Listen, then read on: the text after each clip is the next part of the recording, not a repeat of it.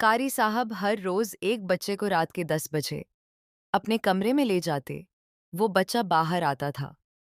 उसकी आंखों से दरअसत महसूस होता था। एक रात कारी साहब मुझे अपने साथ ले गए। वहां जाकर मेरे कपड़े, मेरा नाम हाशिम है, मेरी उम्र 32 साल है। 7 साल की उम्र में मेरे घर वाले मुझे एक मदरसे में पढ़ने के लिए डाल दिया था। वहीं से कुरान पढ़ा था और उसी मदरसा में हिफ्ज़ कर रहा था। मेरा ताल्लुक एक मुतवस्सित घराने से था। हम लोग ज़्यादा अमीर नहीं थे, लेकिन इतना रुपया पैसा हमारे पास था कि ज़िंदगी अच्छी गुजर रही थी। मेरे बाप की जगह पर काम किया करते थे। यहाँ से जो तनख्वाह मिलती थी, इसमें हमारी ज़िंदगी बहुत अच्छे से गुजर रही थी। मैं देखने में बहुत ही प्यारा खूबसूरत था। मैं लड़के से प्यार दिखा देता था। मेरे पास भी बहुत मीठे हुआ करती थी। मैं जिस मंज़र से पढ़ा करता था, वहाँ पर कारी साहब होती थी। उनकी वफ़ात के बाद जोनी थे। उनको भी आए हुए छलनी गुज़र गए थे। दरअसल मुझे मदरसे में ही निज़ाम होता था। हम लोगों को ही पढ़ते थे, जिन्होंने हादसे में 3 दिन की छुट्टी होती थी, जब हम लोग अपने घरों को चले जाया करते थे। और वहाँ पर 12 बजे काटी थी, जो कारी साहब की खिदमत में गैर किया करती, या मस्जिद के मुदरसे की देखभाल वगैरह करते थे, वहाँ पर काम करती थी। उनको पकड़ने की छट्टी पर भेज दिया जाता था। मैं बड़ा हैरान होता, ऐसा क्या मामला है जिसके बाद बच्चों को 2 हफ्ते की छुट्टी पर भेज दिया जाता है। मैंने काफ़ी दिनों से पूछने की कोशिश की थी, कोई मुझे बता नहीं रहा था, क्योंकि ये चीज़ नहीं, कारी साहब के आने पर ही हो रही थी। इसलिए मुझे बड़ा तजस्सुस था कि मेरी जान कर रहा होगा। ऐसा क्या मामला होता है कि बच्चों के कितने सदरस्टी मिल जाती हैं। मुझे भी ज़्यादा छट्टी करने का शौक था। मैं पढ़ाई में बहुत ज़्यादा अच्छा हुआ करता था, सबसे पहले नहीं सुना था। मेरे साथ तुम चलू ने स्टार्ट किया था। वो मैं से 45 फॉर्मेक्योन की, इसमें बहुत अच्छा था। कारी साहब भी मुझे अपने करीब रखा करती थी, बल्कि मुझे अपने पास बठा जोहर मुल्तान शरीफ किया करते करते मर जाता। लेकिन मेरी मजबूरी ये थी कि किसी को कुछ बता भी नहीं सकता था। मैं थोड़ा शर्म ये ज़रूर था। इस वक्त भी चीज़ का फ़ायदा उठा देते हैं।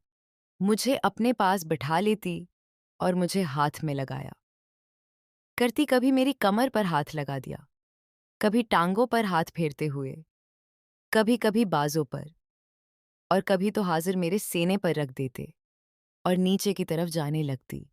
मैं दरअसल मेरे पसीने छोड़ जाती है। मुझे नहीं आता ही नहीं हुई थी। वो पूरी जवान थे, इसलिए कुछ ऐसी हरकतें करने की कोशिश करते हैं जो पहले कारी साहब हुआ करते थे। उनका भी है कि दहशतगर्द हुआ करता था और ये मुझे अपने करीब करने की कोशिश करते हैं। नसीब इंसान के करीब होता है कि मुझे क्या पता किसी की नज़र की है। मुझे बार बार छोड़ी उनका इरादा किया है। मैं वही साल कुछ नहीं बोलता है, लेकिन कारी साहब ने सारी हदें अबूर कर चुके थे। हम सीधा के बढ़ते जा रहे थे, यहाँ तक कि दोबारा मुझे मेरे माथे को चूम लिया। हुई तो मुझे बहुत शर्म भी आई और मुझे दूसरे बच्चे ने चढ़ाना भी शुरू कर दिया कि मुझे पता चला कि मैं बच्चों को डांटा और मुझे अपनी अलहदा कमरे में बुला लिया। मैंने इसलिए माथे पर चलना कोई गलत बात नहीं, तुम्हें डरने की ज़रूरत नहीं है। तो हमारी नज़रों में आँचकी हो, इसलिए तुम्हें कोई परेशान नहीं करेगा। मुझे इस चीज़ का फ़ासला भी हो गया था कि चलें, मैं कारी साहब को पसंद आ गया हूँ। लेकिन दूसरी तरफ मुझे कारी साहब के रास्तों से अलग करके मुज्तमा करने की कोशिश कर रहे हैं। मेरी उम्र भी ज़्यादा नहीं थी, इसलिए मैं उनके साथ पूरी तरह से जानता भी सकता था। इसलिए मैंने इस मामले को ऐसी चली किया। हम सुबह फजर से लेकर 12 बजे तक पढ़ते थे। 3 घंटे की भी होती थी और 3 से लेकर 6 बजे तक दोबारा क्लास होती थी। और उसके बाद रात को 9 से लेकर 10 दिन हमारी प्यास हुआ करती थी और सोने के लिए चले जाएंगे।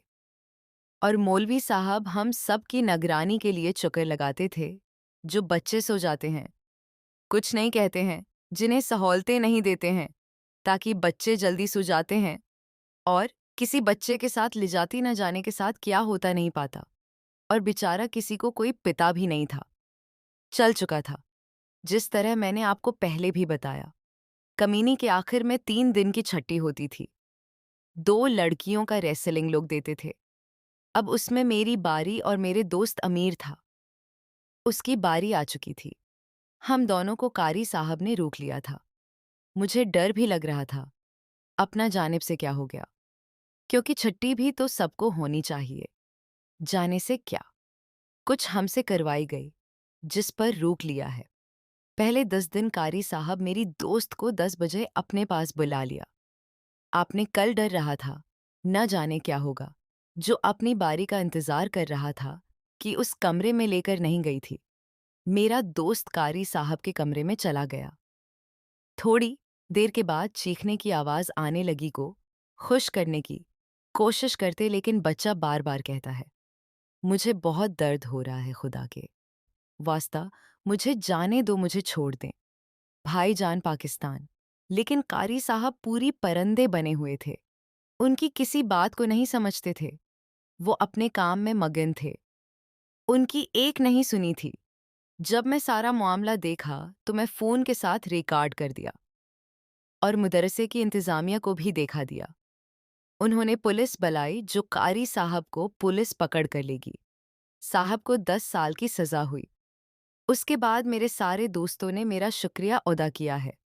आपने कुरान पाक हफ्ज़ मुकम्मल करने वाला हूँ, क्योंकि उनकी जगह पर नहीं कारी साहब आ गए हैं। जनरल सदका शुक्र।